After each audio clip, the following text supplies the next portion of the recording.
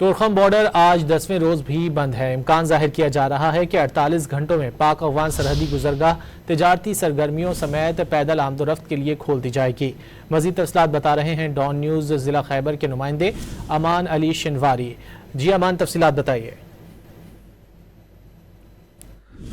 جی بالکل، آج 10واں روز ہے اور پاک افغان تورخم بارڈر بدستور بند ہے۔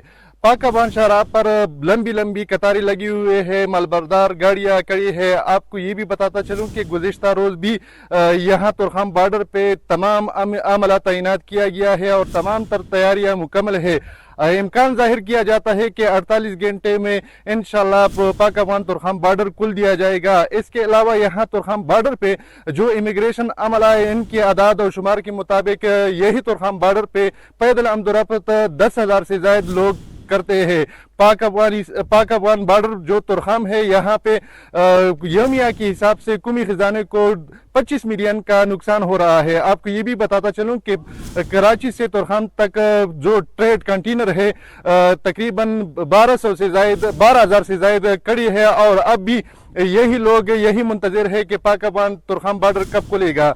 لیکن گزشتہ روز دوحہ میں جو مذاکرات ہوئے ہیں، اس میں سیز فائر تو ہوا ہے، لیکن ابھی تک پاک افغان تورخم بارڈر تجارتی سرگرمیاں اور پیدل آمد و رفت کے لیے بدستور بند ہے۔